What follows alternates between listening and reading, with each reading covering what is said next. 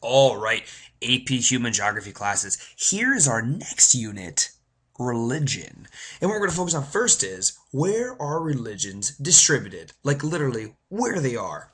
Well, first, let's take a look at this map here. If you look at the bottom left, we have our legend for the map, and you can see kind of where religions are spread out. Some you might recognize, others you might not. But nonetheless, we will discuss almost all of these in detail. Let's keep going. All right. So where and why religions are located throughout the world? Well, there are reasons. First off, let's just discuss 5 principal values of religion. For many people, these are their core values and beliefs are based on religion. Some religions are actually designed to appeal to a vast audience, henceforth why there are more people that adhere to that religion. Other religions have to have people living in specific locations because of, let's say, ritual acts. Religion also dictates a person's identity. It makes you who you are. Also, most global religions minimize traditional local religions. So, think about language. When a country went into a specific location, not only did they replace language and impose their culture, they also imposed their religion. That's an example there. And last but not least, migrants spread their religion through relocation diffusion, right? When people move from one place to another, usually they might lose their language, but they maintain their religion. All right, there are 2 types of religions that we need to know. It's universalizing versus ethnic. So what is a universalizing religion? Well, it's a global religion, and it appeals to all different people despite race and ethnicity, all right? That's the cultural aspect of it. It also appeals to anybody living anywhere throughout the world, all right? 58% of the world practices universalizing religion. On the other spectrum, we have ethnic religion, and this appeals to one group of people and people living in certain areas, and about 26% of the world practice an ethnic religion. All right, so what are the 3 universalizing religions? You might find some of these familiar. 1 is Christianity, 2 Islam, and 3 Buddhism. We can actually further divide these into 3 other categories within each religion, which is very similar to language.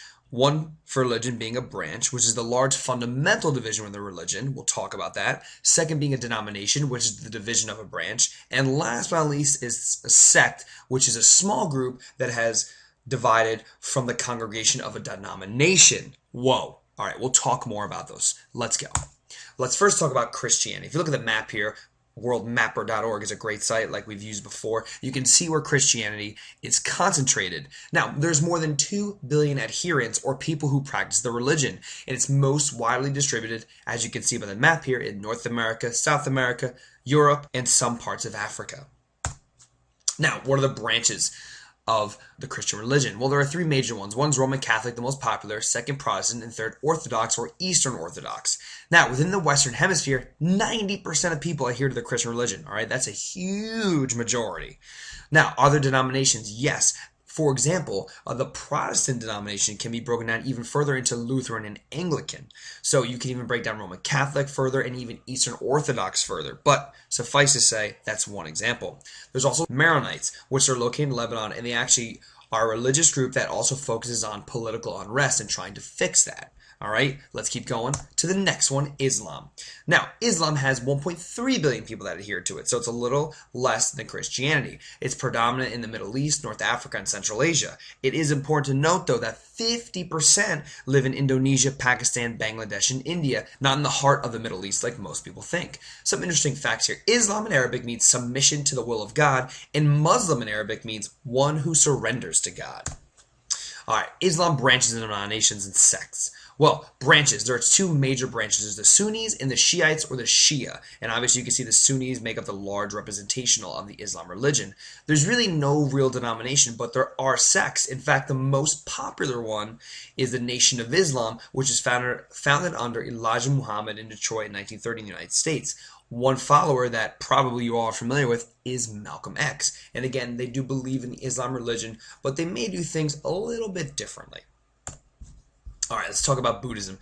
Buddhism has 400 million adherents. It's predominantly found in China and Southeast Asia. Now, Buddhism is predicated on something called the Four Noble Truths. Let me go through them real quickly. That all living beings must endure suffering. Suffering leads to reincarnation. Achieving nirvana through mental and moral purification. And nirvana can be attained through the Eightfold Path. All right, what are the branches of Buddhism? Well, the branches of Buddhism have formed because of the disagreement interpretations of the teachings of the founder, Siddhartha Gautama. Now, there are three different ones. There's Mahayana, Theravada, and Tantrayana. And we're going to focus on these three in a second. Mahayana accounts for 56% of Buddhists in China, Japan, and Korea. It's the most popular. Theravada is 38% of Buddhists in Cambodia, Laos, Sri Lanka, etc. And Tantrayana, which is 6% of Buddhists in Tibet and Mongolia. We will talk more about that type of Buddhism in class. All right, now let's move on to ethnic religions. The third largest religion in the world is actually an ethnic religion. Now, it's only located in certain areas. Therefore, it's not a universalizing religion. So it is Hinduism, which has 900 million adherents, very close to Muslim and much larger than Buddhism. And 97% of Hindus are actually located in India. If you take a look at the map there, you can see the overwhelming concentration of Hindus in India. Now, it's interesting because the average Hindu actually has an allegiance to a particular god. So depending on where you're from geographically, you might worship a specific god. So, for example, Vaishnavism is the worship of the god Vishnu within the Hindu religion. So not only do you practice Hinduism, you worship a specific god within Hindu depending on your geographic location. Fascinating. All right, other ethnic religions are Confucianism, which is founded by Confucius. It's really concentrated in China and it focuses on public service and respect to others. And we also have Taoism or Taoism, which is founded by Lao Tzu, a Confucian follower. Now, he emphasized more of the magical and mystical aspects of life. So he said that Tao, which is like the path to, I guess, enlightenment, if you will, can only be achieved through divine harmony in one's life. It's also concentrated within China. All right, keep it going here. And we have Shintoism, which is concentrated in Japan, and this also believes in various spirits. It's a polytheistic religion. It believes that the sun and the moon are to be divine. In fact, it's interesting, 80,000 shrines are erected throughout Japan. Shintoism used to be the official religion of Japan, but they changed that after World War II.